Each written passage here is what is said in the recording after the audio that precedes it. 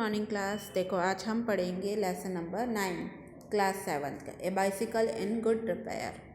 यानी देखो पढ़ने से पहले बताती हूँ। If you wish to go on a long bicycle ride, यानी यदि आप एक लंबी दूरी की ये साइकिल यात्रा पर जाना चाहते हैं, the bicycle should be in good condition. Cycle को एक अच्छी स्थिति में होना चाहिए। इफ़ पॉसिबल, यदि संभव हो तो an expert machine should overhaul it. एक कुशल कारीगर से उसे अच्छे मरम्मत करवाना चाहिए। If the machine has will its on and the machine knows next to nothing. मतलब पर क्या होता है कि यदि मशीन की अपनी कोई इच्छा हो तो कारीगर को कुछ भी ना आता हो तब क्या हो। तो इसी के बारे में ये चैप्टर है, तो हम पढ़ते हैं। देखो स्टार्ट करते हैं। A bicycle in good repair, a man I knew proposed one evening we should go for a long bicycle ride together on the following day and I agree। मतलब क्या होता है, एक परिचित आदमी ने एक शाम प्रस्ताव रखा कि मैं अगले दिन एक लंबी साइकिल यात्रा पर जाना चाहिए, और उसने क्या उसे मान लिया। I got up early for me, मैं प्रातःकाल जल्दी उठा और फिर क्या हो गया। I made effort was pleased with my self, मुझे प्रयत्न करना पड़ा कि मुझे स्वयं से प्रसन्न था कि मैं कोशिश कर रहा हूँ।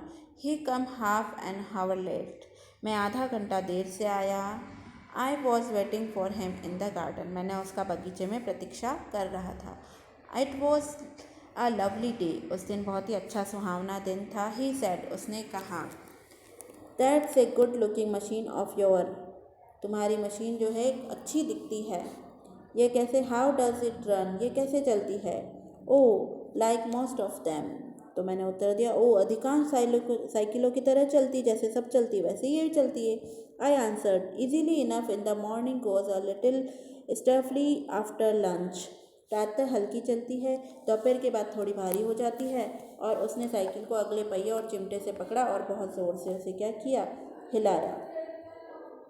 At the catch, hold it by the front wheel and the fork and shook it violently। मतलब उसने उसे जोर से हिलाया। तो फिर क्या होता, I said don't do that, you will hurt it, अरे तुम ये मत करो, तुम इसे नुकसान पहुंचा दोगे, मेरी साइकिल ख़राब कर दोगे। तो बोलता I did not see why he should shake it, मुझे समझ नहीं आया कि उसने साइकिल को क्यों हिलाया। It had not done anything to him, इसने उसके साथ कुछ भी नहीं किया था, इसके अतिरिक्त उसने कुछ भी नहीं किया। इफ़ इट वॉन्टेड शेकिंग, यदि इसके झकझोरने की ज़रूरत थी तो मैं इसे हिलाने के लिए उपयुक्त व्यक्ति था। अगर इसे हिलाना भी होता है तो मैं अपने आप ही हिला लूँगा, आप क्यों हिला रहे हो। I was proper person to shake it, मतलब मैं इसे खुद ही हिला लूँगा। आई फेल्ट मच एस, मैं क्या करूँ, महसूस किया कि I should had started walking my dog, जैसा मुझे तब महसूस होता है यदि उसके कुत्ते को पीटता था, वैसा उसे महसूस हुआ कि उसने मेरे साइकिल को जो है जोर से मार दिया। ही सेड, उसने कहा। दिस फ्रंट व्हील वॉबल्स, उसका अगला पहिया तो हिलता है। तो फिर क्या होता है, I said it doesn't if you don't vowel it, यह नहीं हिलता, तुम इसे नहीं हिलाओगे तो ये नहीं हिलेगा। तो उसके बाद क्या होता है, ही डिड नॉट वॉबल, यानी कि तुम नहीं हिलाओगे as a matter of fact, वास्तव में हिलना कहलाने के लायक और कुछ भी नहीं था। Nothing worth call in a vowel, he said, उसने कहा। दिस इज़ डेंजरस, यह बहुत खतरनाक है। हैव यू गॉट ए हम्मर, क्या तुम्हारे पास हथौड़ा है। हम्मर में क्या होता है, हथौड़ा। I ought to have been firm, मुझे दृढ़ रहना चाहिए था। But I thought that perhaps he really did know something about the business, परंतु मैंने सोचा कि यह शायद सचमुच ही उस विशिष्ट कार्य के बारे में जानकारी थी कि भाई वो जार वाला उसने हथौड़ा मांगा तो शायद उसको होगी। तो आई वॉन्ट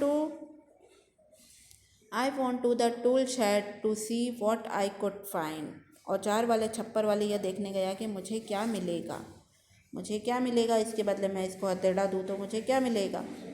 तो उसके बाद क्या होता है, ही वॉज प्लेइंग विथ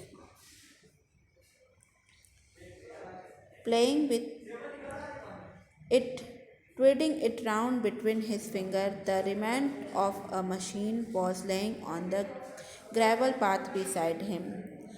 तो जब वो वापस आया तो अपनी टांगों के बीच में अगला पहिया लिए ज़मीन पर बैठा था और वह इसके साथ खेल रहा था, अपनी उंगलियों से इसे घुमा रहा था। साइकिल का शेक भार उसके बगल के पथरीले रास्ते पर था।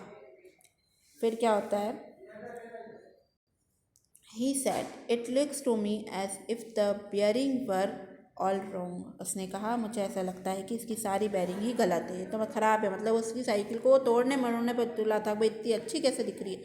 वो मतलब उसे कुछ ना कुछ करना ही चाहता था। I said, "Don't you trouble about any more. You will make yourself tired. Let us put it back and get off." यानी मैंने कहा, तुम इसके बारे में ज़्यादा चिंता मत करो, तुम स्वयं को थका लोगे। आओ इसे पहिए वापस लगाते हैं और चलते हैं। ठीक है।